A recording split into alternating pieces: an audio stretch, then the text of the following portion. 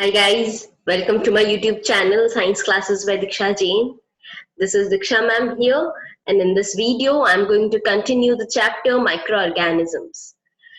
आज हम food spoilage और फूड प्रिजर्वेशन की बात करेंगे. अब देखिए ये स्ट्रॉबेरी को देखिए आप ठीक से. यहाँ पे क्या हो गया, एक अच्छा खासा स्ट्रॉबेरी था, वो बेचारा स्ट्रॉबेरी अभी ऐसा स्पॉइल हो गया. ये क्यों हो जाते हैं हमारे फूड स्पॉइल? ये एक बहुत बड़ा क्वेश्चन है. फूड स्पॉइलेज जो होता है, this is because of the micro organisms present in the environment. बहुत सारे micro organisms, majorly bacteria and fungi, ये दो फूड मटेरियल्स पे ग्रो करते हैं और उन पे फीड करना स्टार्ट कर देते हैं, जिसकी वजह से हमारा फूड जो है, फ्रूट्स, वेजिटेबल्स, कुक्ड फूड, ये सब डैमेज होने की चांसेस रहते हैं. एंड इसी डैमेज को या कंटामिनेशन को of food by microorganisms is called what? Food spoilage. So here what we are given, that food spoilage is contamination of food by microbes, and microorganisms like bacteria and fungi are responsible for food poisoning. So since हमारे food ऐसे damage हो जाते हैं तो उसके बाद हम उसको कंज्यूम नहीं कर पाते एंड वो टोटल लॉस के लिए रिस्पॉन्सिबल होता है.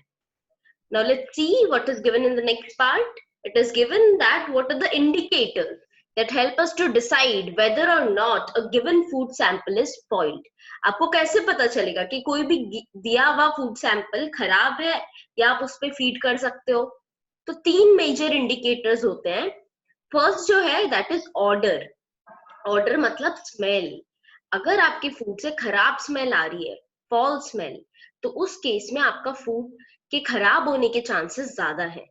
ठीक है, देखो इनको काफी फॉल स्मेल आ रहा है, तो इनके केस में the food is actually spoiled.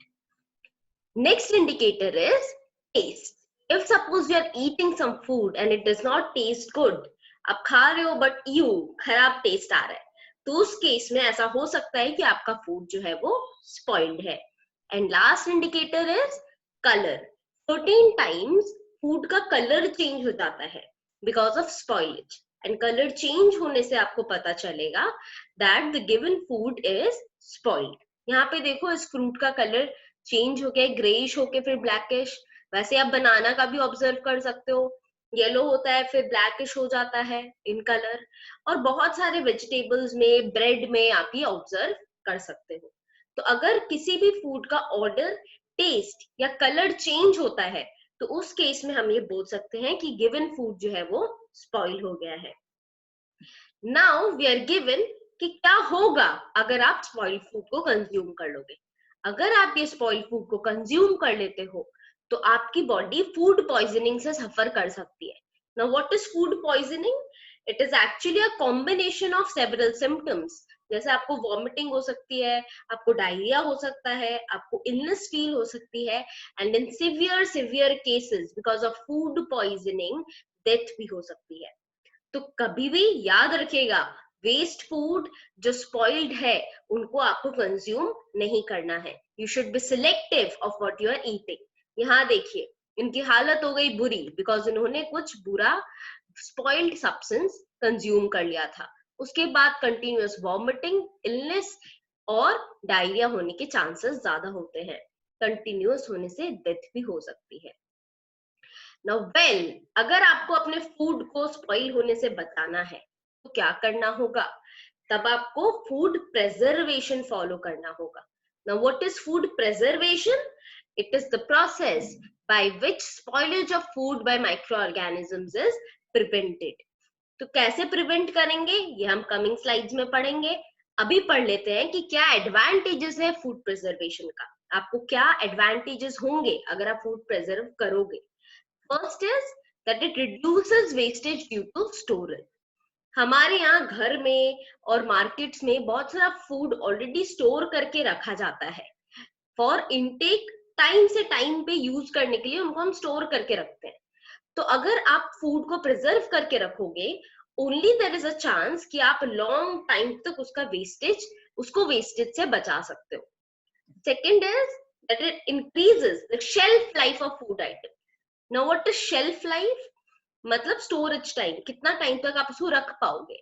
तो अगर आप सपोज मिल्क को स्टोर करके रखना चाहते हो तो आप क्या करते हो, इनिशियली हीट कर लेते हो, घर पे बॉईल कर लेते हो और फिर उसको रेफ्रिजरेट कर देते हो, तो उससे मिल्क थोड़े ज्यादा टाइम के लिए खराब नहीं होता और वैसे ही रहता है। सर्टेन टाइम्स आप बाहर से कुछ सब्सटेंस जो लाते हैं हम लोग, जैसे जैम्स एंड जेलीज, उनको भी आप रेफ्रिजरेट कर देते हो, तो उससे क्या होता है, वो पर्टिकुलर सब्सटेंस की जो लाइफ है, डैमेज होने के पहले की लाइफ का टाइम इंक्रीज हो जाता है, and thereby shelf life increases. Third is that it maintains the nutritional value and taste of the food. अगर आप फूड प्रिजर्वेशन करोगे तो उससे उस पर्टिकुलर फूड की जो भी न्यूट्रिशन है वो सब प्रिजर्व रहेंगी, एंड उसके वजह से आपका फूड का टेस्ट भी खराब नहीं होगा। तो बेसिकली आप उतना ही टेस्टी फूड खाओगे और उससे आपको उतना ही न्यूट्रिशन मिलेगा जो आपको पहले फ्रेश फूड में मिलना है, ठीक है। And lastly it ensures food availability during of seasons and in distant places. ये इंश्योर करता है कि फूड जो है वो ऑफ सीजन्स में भी अवेलेबल हो। जैसे आज के टाइम पे कुछ सीजनल फ्रूट्स, जैसे आपके केस में मैं बोल देती हूँ बनाना, देन मैंगो, देन सेवरल सच फ्रूट्स लाइक वाटरमेलन, ये सब आजकल हर सीजन में आपको अवेलेबल है मार्केट में। ये क्यों अवेलेबल है, क्योंकि हम उनको प्रिजर्व करके रखते हैं। हम अगर उनको प्रिजर्व करें for a very long time, they can be used, and एक जगह से दूसरी जगह आप उसको ले जा सकते हो। जैसे एप्पल का प्रोडक्शन जो है वो कश्मीर साइड में, हिमाचल साइड में काफी ज्यादा होता है, बट आप अगर किसी भी स्टेट में बैठे हो इस कंट्री के तो आप उसे कंज्यूम करते हो, तो वो ट्रांसपोर्टेशन कैसे हो पाता है, बिकॉज ऑफ फूड प्रिजर्वेशन। तो ये सभी एडवांटेजेस हमको हो सकते हैं फूड प्रिजर्व करने के। नाउ लेट अस डिस्कस कि क्या क्या मेथड्स यूज हो सकते हैं फॉर प्रिजर्वेशन ऑफ फूड। तो फर्स्ट मेथड अपने को दिया है ड्राइंग एंड डिहाइड्रेशन। और डिहाइड्रेशन, ड्राई करना मतलब तो आप समझते हो, किसी भी जगह जहां हीटेड एरिया है वहां पे आप सब्सटेंस को रख दो, सो दैट सब्सटेंस से वाटर या मॉइस्चर जो है वो रिलीज हो जाए। जनरली हम लोग सन ड्राइंग के लिए जाते हैं। अब सन के नीचे बहुत सारे सब्सटेंसेस ऐसे रख देते हो, और रखने के बाद में देखो इस डायग्राम में दिखाया है, ऐसे रख देते हैं, और फिर उसके बाद में सन की हीट से वो ड्राई हो जाता है और उनके मॉइस्चर रिलीज हो जाते हैं। अगर आप ड्राई करते हो सब्सटेंसेस को तो उस केस में आपका फूड जो है वो काफी लंबे टाइम के लिए प्रिजर्व्ड रह सकता है, ठीक है। And remember, the process of removal of water or moisture from any substance is called dehydration. D मतलब removal, hydration, hydration जो है ये particularly water के लिए use हुआ है यहाँ। तो the process of removal of water or moisture is dehydration. Am I clear to you? So basically we are given that drying removes moisture content from food material and it prevents the growth of microbes. Food items like cereals, pulses, vegetables like spinach, methi leaves and spices are sun-dried. यहाँ पे red chillies sun dry करते हुए दिख रही हैं. These are also type of spices. The second method uses refrigeration and freezing. ये सबसे common method है जो हम फॉलो करते हैं. जनरली हम फूड को रेफ्रिजरेट करते हैं एंड फ्रीज करते हैं अगर आपको उसको और भी लंबे टाइम के लिए यूज करना है, ठीक है. रेफ्रिजरेशन जो है इसमें आप सब्सटेंसेस को 5 डिग्री से नीचे के टेम्परेचर पे रखते हो. आपका जो नॉर्मल फ्रिज है घर पे उसके अंदर भी जो मिनिमम टेम्परेचर है वो 5 डिग्री से कम ही है. तो उसमें आप जब भी सब्सटेंसेस को रखते हो तो उससे माइक्रोब्स मरता तो नहीं है, पर उनकी ग्रोथ जो है वो रुक जाती है. बहुत कम टेम्परेचर पे microbe such as bacteria and fungi ये ग्रो नहीं हो पाते हैं, एंड देयर बाय रेफ्रिजरेशन जो है वो कुछ टाइम के लिए आपके फूड को प्रिजर्व करके रखने को मदद करेगा. बट अगर आपको बहुत लंबे टाइम के लिए उसको बचाना है then you can go for freezing. यहाँ पे आप -18 डिग्री के टेम्परेचर तक टेम्परेचर अटेन कर सकते हो और सब्सटेंसेस को फ्रीज कर सकते हो. जैसे इन जनरल आजकल बॉइल्ड पीज बहुत ज्यादा स्टोर करके रखते हैं सब अपने घर में. वहां पे आप क्या करते हो, पीज को बॉईल कर लेते हो एंड फिर उसको रेफ्रिजरेट में फ्रीज कर देते हो. यहाँ देखिए ये रहा boiled piece, these are boiled piece. तो इनको फ्रीज कर देने से ये काफी लंबे टाइम के लिए, काफी सीजन्स तक आप इनको यूज कर सकते हो। So basically there are two methods, refrigeration and freezing. Refrigeration में आप क्या प्रिजर्व कर सकते हो? Fruits, vegetables, fish, meat etcetera. And freezing में हम क्या स्टोर कर सकते हैं? Milk, meat and vegetables. ठीक है। The next we are given about pasteurization. This is a very, very important topic. You try to remember. Pasteurization ये generally milk या fruit juices, jam इनके cases में follow होता है। और pasteurization में हम क्या करते हैं? जनरली मिल्क के केस में हम ये करते हैं कि आप पहले उनको हीट करते हो मिल्क को। आप जैसे ही डेयरी फार्म से मिल्क लेके आते हो उसको हीट करते हो। हीट कब तक करते हो? Up to 70 degree Celsius for nearly for about 15 to 30 seconds। अब 15 से 30 सेकेंड्स तक उस पर्टिकुलर मिल्क के कंटेनर में जो भी मिल्क है आपके पास उसको हीट करोगे। एंड हीट होने के बाद फॉर अराउंड 30 सेकेंड्स हीट हो जाने के बाद आप क्या करोगे? उसको उठा के you will keep it in a very cool place जहां पे आप टेम्परेचर इंस्टेंटली ड्रॉप कर पाओ अप टू 4 डिग्रीज और लेसर। अगर आप उतना कम टेम्परेचर ले गए तो उससे क्या होगा? दो चीजें होंगी। फर्स्ट, जब आप हीट करोगे तो जितने भी माइक्रोब्स इनमें प्रेजेंट है वो मर जाएंगे। बट अगर कुछ बच गए तो अब because of this cooling section या कूल कर देने की वजह से क्या होगा? आपका जो रिमेनिंग माइक्रोब्स है उनकी एक्टिविटी कम हो जाएगी। एंड फिर आप उसे स्टोर्ड बॉटल्स में रख सकते हो। स्टेराइल क्लीन बॉटल्स में आप उनको स्टोर कर सकते हो। टेट्रा पैक्स में आप उनको कवर कर सकते हो। एंड फिर वो for a very long period आपके काम आते रहेगा। Now, here is the picture given of Louis Pasteur. He was the scientist who actually gave us this particular method for preservation of milk. So, remember what is pasteurization? It is first heating of milk up to 70 degrees Celsius for 15 to 30 seconds, then cooling it instantly so that the microbes present in the milk die during the heating, or if they remain present, they become inactive while cooling, and then it is stored and is packed. Am I clear to you?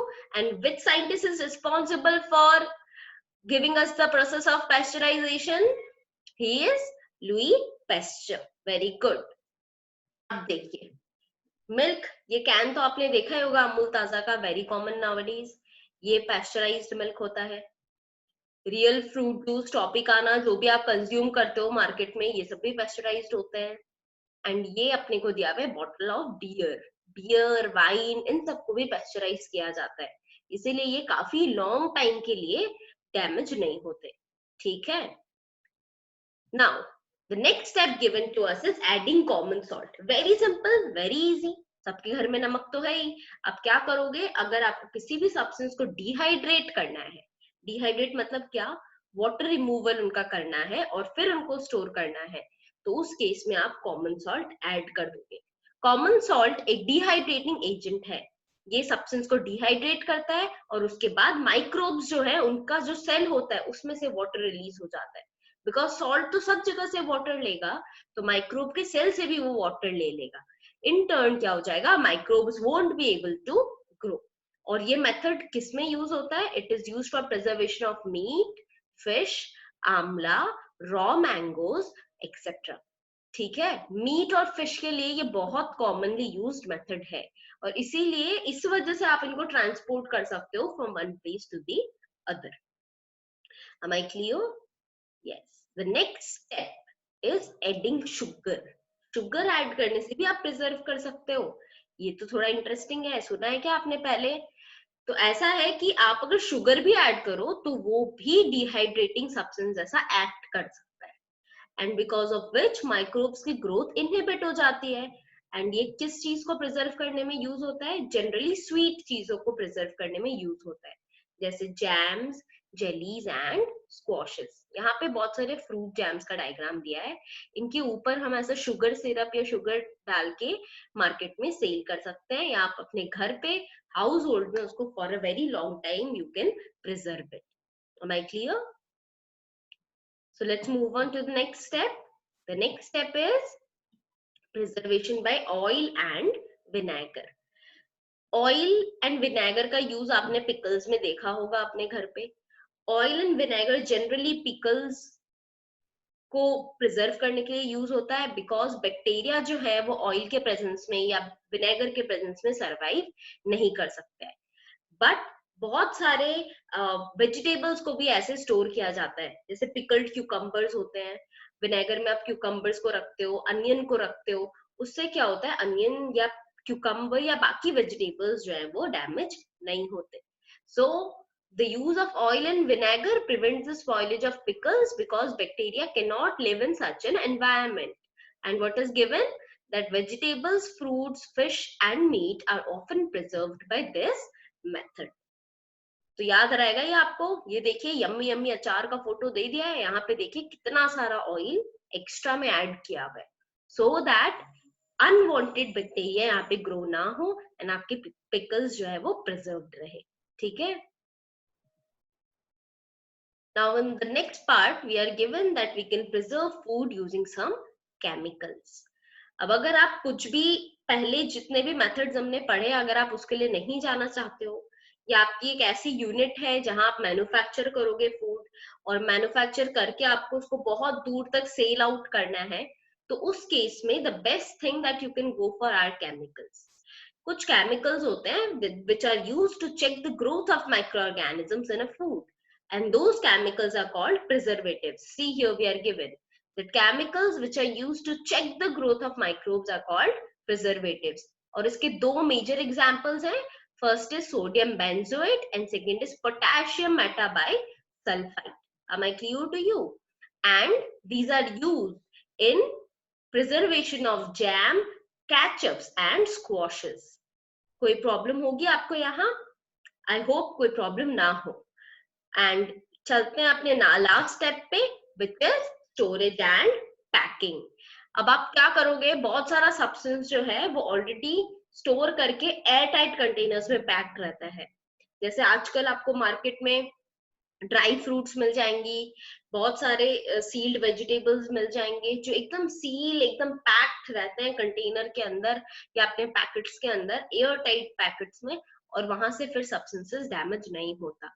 अगर आप देखें तो एक और method है nitrogen flush कर देने का और पैक करने का, जैसे हमारे पोटैटो चिप्स या बाकी चिप्स के केसेस में होता है। जनरली जो फ्राइड सब्सटेंसेस है उनके पैकेट के अंदर जो एयर रहता है, जो आप जानते हो that is not normal oxygen और एयर जो आप जानते हो, उसके अंदर बहुत सारा नाइट्रोजन गैस रहता है। नाइट्रोजन गैस जो है उसके प्रेजेंस में माइक्रोब्स ग्रो नहीं हो पाते हैं, इसीलिए वो क्रिस्पी और टेस्टी और उनका फ्लेवर मेंटेन रहता है। So basically you can store food like dry fruits and vegetables and sweets also nowadays in airtight containers and prevent them too from the action of microorganisms. Am I clear to you?